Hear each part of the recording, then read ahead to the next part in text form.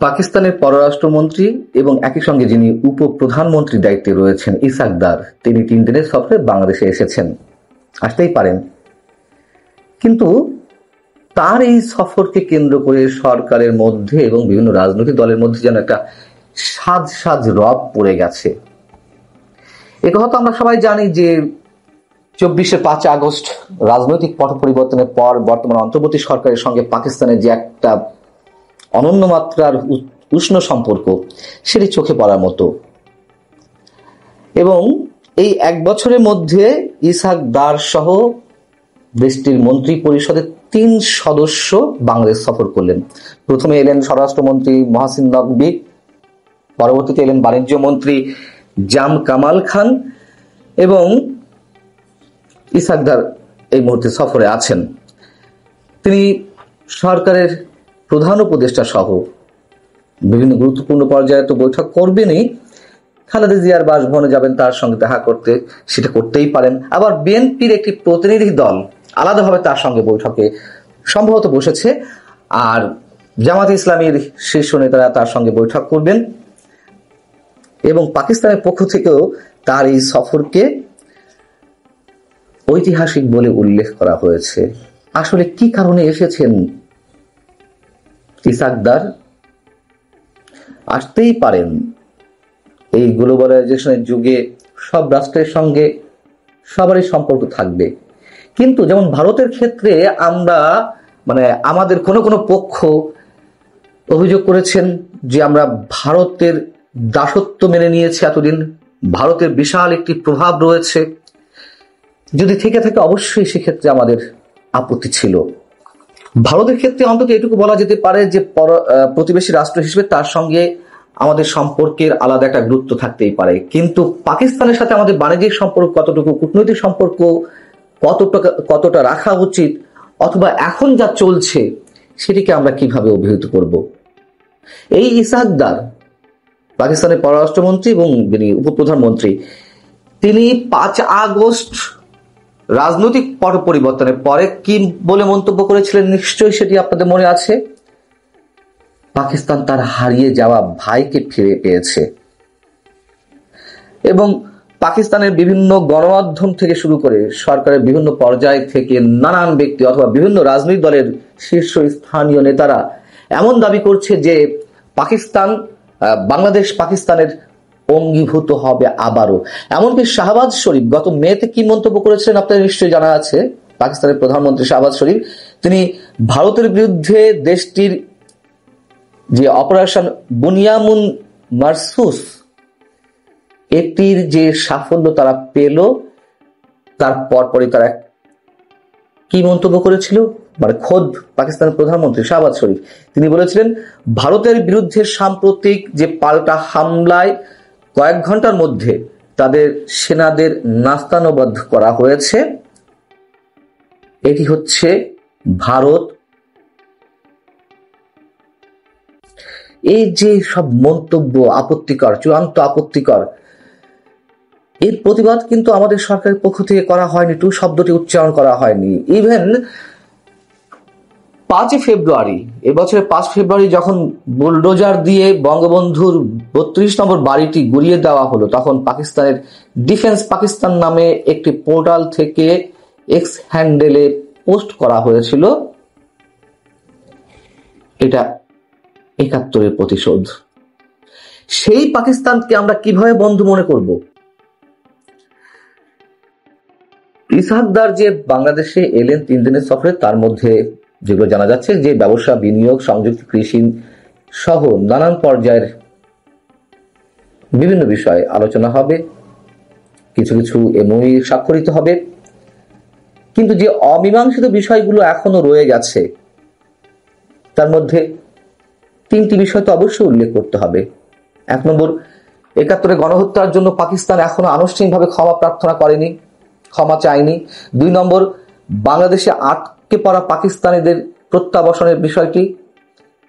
3 নম্বর, অবিভাজিত সম্পদে বাংলাদেশের ন্যায্য হিস্সা প্রদান 71কে কেন্দ্র করে। এগুলো তো এখনো পর্যন্ত মীমাংসিত হয়নি।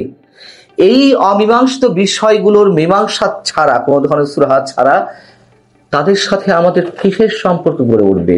এবং এই পাকিস্তানপন্থী যারা বাংলাদেশকে একেবারে জঙ্গি রাষ্ট্রে পরিণত করতে চায়, তারা এই ধরনের অপব্যাখ্যা দেওয়ার চেষ্টা করছেন গত কিছুদিন ধরে।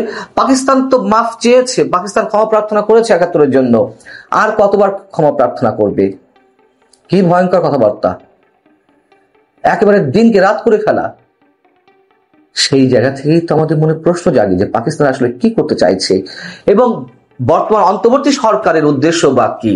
এ নিয়ে অনেক কথা হয়েছে, ভিতরে রহস্যটা আসলে কোথায়? এবং এর মধ্যে তো নানান ধরনের গুঞ্জন আমরা শুনতে পেয়েছি। পাকিস্তানের গোয়েন্দা সংস্থা ISI এর উচ্চ পর্যায়ের কর্তা ব্যক্তি থেকে শুরু করে বিভিন্ন পর্যায়ের কর্মকর্তারা বাংলাদেশে সফর করেছেন গোপনে, এবং সরকারের পক্ষ থেকেও সেগুলো ডিসক্লোজ করা হয়নি বা কোনো ধরনের স্টেটমেন্ট দেওয়া হয়নি। এবং অবশ্যই এর কোনো কোনো ক্ষেত্রে সত্যতা রয়েছে। এবং বাংলাদেশের মধ্যে থেকে এমন দাবিও তো কেউ কেউ করেছেন যে পাকিস্তানের ক্ষেপণাস্ত্রের অংশবিশেষ বা কিছু ক্ষেপণাস্ত্র বাংলাদেশে এনে ভারতের দিকে তাক করে রাখা উচিত, ভারতকে হুমকি দেওয়ার জন্য। ভারতের সঙ্গে অতি সখ্যতার কারণে অবশ্যই যারা আপত্তি তুলেছেন তাদের কোনো কোনো ক্ষেত্রে যৌক্তিকতা ছিল। আওয়ামী লীগের সময় শুধুমাত্র ভারতের সঙ্গে অতি সখ্যতা তৈরি হয়েছে কিংবা ভারতের প্রতি বাংলাদেশ একেবারে নতজানু হয়ে পড়েছে, এই অভিযোগগুলো নিয়ে নানান ধরনের বিতর্ক থাকতেই পারে অবশ্যই। কিন্তু বর্তমান সরকারও তো আওয়ামী লীগের সঙ্গে ভারতের যে চুক্তিগুলো হয়েছে তার একটিও বাতিল করেনি। তাহলে কি আমরা এই মুহূর্তে বলবো তখন, অর্থাৎ আওয়ামী লীগ সরকারের সময় যেই ধোঁয়াগুলো তোলা হয়েছে, যেই দাবিগুলো করা হয়েছে, সেইগুলো শুধুমাত্র রাজনৈতিক ক্ষেত্রে রাজনৈতিক সুবিধা আদায়ের জন্য? আর যদি ভারতের সাথে অতি সখ্যতার বিষয়টি আপত্তির কারণ হয়েই থাকে, কিংবা ভারতের গোয়েন্দা সংস্থা রয়ের যে একটা প্রভাব রয়েছে, এ ধরনের একটা বয়ান তো বাংলাদেশে চালু আছেই, এবং সেক্ষেত্রেও আমাদের আপত্তি থাকতে পারে। যদি এইসব ক্ষেত্রে আমাদের আপত্তি থেকেই থাকে, তাহলে পাকিস্তানের যে একটা বিশেষ এজেন্ডা এবং কথায় কথায় ৭১-এর প্রতিশোধ নেওয়া, ৭১-এর প্রতিশোধ বলতে তার কি বোঝাচ্ছে? ৭১-এর যুদ্ধটা কিছু শুধুমাত্র পাকিস্তানের সঙ্গে ভারতের ছিল, যদিও তারা দুই দেশে এইভাবে পোর্ট্রেট করতে চায় বিষয়টি, কিন্তু আমরা তো মনে করি ৭১-এর যুদ্ধ ছিল পাকিস্তানের সঙ্গে আমাদের, ভারত শুধুমাত্র সহযোগিতা করেছিল। এবং এই ধরনের মন্তব্য করে করে যেমন ৭১-কে ছোট করা হয়েছে, এবং একই সঙ্গে ৭১-এর প্রতিশোধ নেওয়ার বিষয়টি এখনো তাদের ভেতরে যন্ত্রণা দেয়, তারা প্রতিশোধ নিতে চায়, এটি স্পষ্ট। সেই আঙ্গিকে যদি আমি বলি যে ইসাহাকদার ৭১-এর প্রতিশোধ নেয়ার অংশ হিসেবে বাংলাদেশে এসেছেন, খুব ভুল কিছু বলা হবে? বাণিজ্যের সম্পর্ক উন্নয়ন করতে হবে, এটি আমরা সবাই চাই, কিন্তু আমি যদি একটা পরিসংখ্যান দিই ২০২৩ সালের, বাংলাদেশে পাকিস্তান থেকে পণ্য আমদানি করা হয়েছে $৬৫০ মিলিয়ন, আর বাংলাদেশ থেকে পাকিস্তানে রপ্তানি হয়েছে মাত্র $৬৩ মিলিয়ন। এই যে মাত্র প্রায় $৭০০ মিলিয়ন বাণিজ্য দুই দেশের, কি প্রভাব পড়ে এতে? ঠিক আছে, তারপরেও সেগুলো বাড়ানো যায়, কিন্তু বাড়ানোর ক্ষেত্রগুলো কোথায়? তখন একই ধরনের পণ্য প্রায় আমরাও কিছু রপ্তানি করছি, ওরাও কিছু রপ্তানি করছে। অতএব পাকিস্তান যে বিশাল কিছু হয়ে গেছে আমাদের সাথে, কূটনৈতিক সম্পর্ক, আমাদের সঙ্গে বাণিজ্যিক সম্পর্ক বাড়ানোর মধ্যে দিয়ে বাংলাদেশ একটা অনন্য উচ্চ মাত্রায় পৌঁছাবে তা নয়। তারপরেও চাই যে হ্যাঁ, একটা স্বাভাবিক সম্পর্ক হোক। এবং এরই মধ্যে একটা বিষয় তো চেঞ্জ করা হয়েছে আওয়ামী লীগের সময়, পাকিস্তান থেকে যে কোনো পণ্য আসার ক্ষেত্রে যে বাড়তি একটা চেকিং এর ব্যবস্থা ছিল, সেটি তুলে নেওয়া হয়েছে। আর সব রাষ্ট্র থেকে যে পণ্যগুলো বাংলাদেশে আমদানি হয়, সেগুলো স্বাভাবিক নিয়মে যে বিষয়গুলো পরীক্ষা করা হয়, ঠিক সেভাবেই পাকিস্তান থেকে আসা পণ্যের সেই একই ধরনের পরীক্ষা হবে। কিন্তু পাকিস্তানকে আমরা তো সন্দেহের ঊর্ধ্বে রাখতে পারি না। ৭১-এ তাদের যে পরাজয়ের গ্লানি, তাদের যেই বঞ্চনা ঠিক নয়, তাদের যে যন্ত্রণা এখনো তাদের মধ্যে দাউ দাউ করে জ্বলছে, আমরা তো এইটুকু স্পষ্ট জানি যে তারা এখনো পর্যন্ত সেটি ভুলতে পারেনি, হয়তো কোনো প্রতিশোধের অপেক্ষায় আছে। ভালো থাকুন, আল্লাহ হাফেজ।